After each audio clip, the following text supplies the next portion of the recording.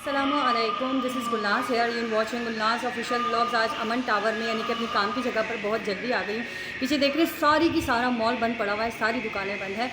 और एक और चीज़ भी है हमारे साथ जल्दी आने की वजह ये भी है कि हमारी जॉब चेंज हो गई है।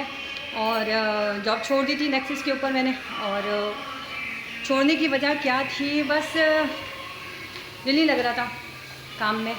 और कुछ रवैयों की वजह से भी जो हकीकत है उसकी वजह से भी मैंने छोड़ दी। तो अब मैं दूसरी जगह पे जॉब कर रही हूँ। मैं इससे पहले भी यहाँ पर जॉब करती थी और 1 साल मैंने यहीं पर काम किया है।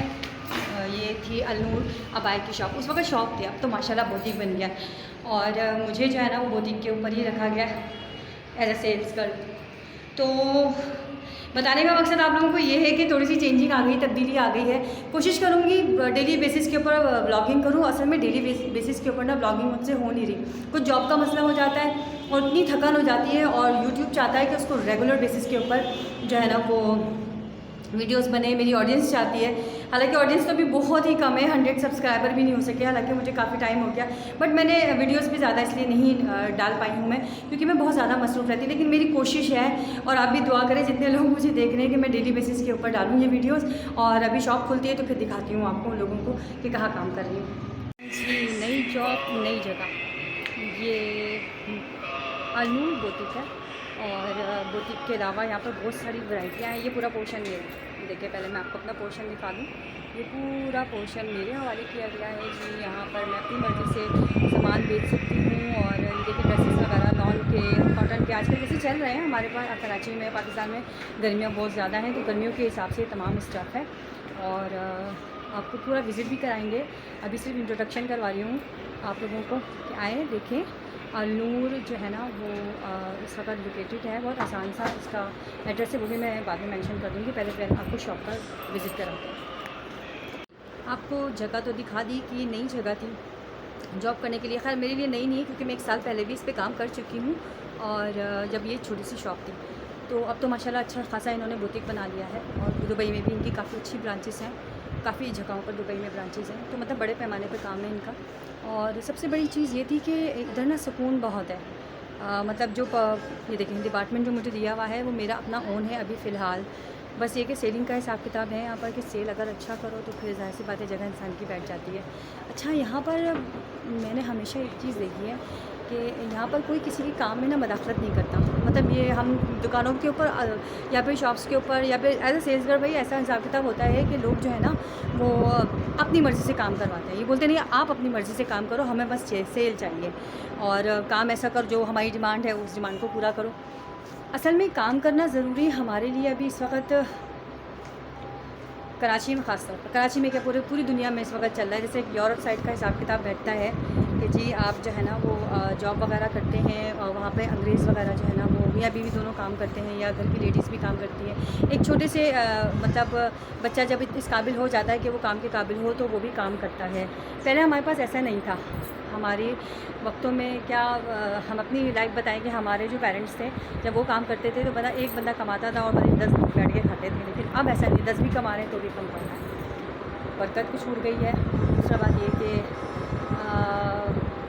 लोगों में अवेयरनेस आ गई है कि अब उन्हें खुद से कुछ करना है। मैंने हमेशा एक चीज़ देखी है कि अगर कोई किसी के साथ उसका खर्चा उठाए या फिर लोगों में कमज़र्फ़ी आ गई, सीधी बात है, मैं सीधा कहूँगी, चाहे वो माँ बाप हो, चाहे वो बहन भाई हो, चाहे वो मियाँ बीवी हो, कोई भी रिश्ता हो, अगर कोई किसी के लिए कुछ भी कर रहा है ना तो वो एक वक्त ऐसा आता है कि वो उसको ताने मारता है। वो उसको कहता है कि नहीं जी क्या नाम है, मैंने तो तुम्हारे लिए ये किया था, मैंने तुम्हारे लिए वो किया था। इसलिए भी ख़वातीन जो है ना इन तमाम बातों से बचने के लिए भी काम के लिए निकल रही हैं। लेकिन बहुत टू द पॉइंट बात कर रही हूँ मैं, सीधी बात है। टू द पॉइंट इसलिए बात कर रही हूँ क्योंकि मैं बताना चाहती हूँ कि अक्सर लोग मुझसे ये पूछते हैं जब मैं इंस्टाग्राम के ऊपर लाइव आती हूँ, आप जॉब क्यों करती हैं, जॉब का क्या हिसाब किताब है आपकी। तो मैं बताना चाहती हूँ कि सिर्फ मेरी ही नहीं, ना जाने कितनी ख़वातीन ऐसी यहाँ से निकल के जॉब कर रही हैं अपने स्किल्स के हिसाब से। बस मैं थोड़ा लेट निकली हूँ और कुछ डिग्री वगैरह मेरे पास है नहीं, ग्रेजुएट हूँ लेकिन मैंने यूनिवर्सिटी से अपनी डिग्री वगैरह ली नहीं, तो उसकी वजह से मुझे सेल्स वगैरह के लिए हिसाब किताब करना पड़ा है। लेकिन एक बात है कि मुझ में स्किल है बेशक, तो जो इंसान में जो स्किल होता है वो उसी हिसाब से काम करता है। फिर मेरी कोशिश ये है कि मैं यहाँ से कहीं बाहर निकलूँ और बाहर निकल के अपने आप को और ज़्यादा ग्रूम करूँ। लेकिन उसके लिए सबसे बड़ी चीज़ मेरे पास ये कि मैं यूट्यूब चैनल को यूज़ इसलिए कर रही हूँ क्योंकि मैं चाहती हूँ कि आप लोग भी मेरा साथ दें। पता है औरत की सबसे बड़ी मुश्किल क्या होती है? सर्वाइव करना। इस दुनिया में औरत का सर्वाइव करना बड़ा मुश्किल काम है। मतलब ये कि एक रियलिटी बताऊँ इस दुनिया की, मैं जब से बाहर निकली हूँ मैंने एक चीज़ देखी है। मैंने कई जॉबें छोड़ी हैं, कई जॉबें। मुझे 50,000 प्लस भी सैलरी की ऑफ़र है। बहुत सारी ऐसी सैलरियाँ थी, 80 पे भी गई और इंटरव्यूज़ मेरे क्लियर हुए हैं। बट साले बोलते हैं हिजाब हटाओ अपना। मतलब जो औरत जितनी ज़्यादा दिखेगी उतना ज़्यादा उसको पसंद किया जाएगा। उसका असल स्किल होगा उसको अपने आप को दिखाना। हमारा जो माशरा है ना, ये बड़ी गंदगी की तरफ जा रहा है और गंदगी की तरफ जाने की सिर्फ एक ही वजह है, औरत का खुला होना। पहले मैं पोस्टरों वगैरह पे देखती थी कि जो है ना ये बड़े बड़े पोस्टर लगे हुए हैं और औरतें दुल्हनें बनी हुई हैं और या फिर ब्रांड के लॉन के सूट पहनी हुई हैं, फिर एक फैशनेबल टाइप का जो है ना उन्होंने पोज वगैरह बनाया हुआ। मुझे बहुत अच्छा लगता था। मैं रुक रुक के देखती थी कि देखो कितना अच्छा लग रहा है साइन बोर्ड्स पे, जब मैं हिजाब वगैरह नहीं किया करती थी। लेकिन मैं अब रियलाइज़ करती हूँ कि औरत का छुपना बहुत ज़रूरी है। लेकिन इस माशरे में अगर वो कमाई के लिए निकलेगी ना, तो जब तक वो अपना चेहरा नहीं दिखाएगी, अपने आप को अच्छा सा प्रेजेंट नहीं करेगी, आप यकीन करें लोग कोई उसको जॉब नहीं देता।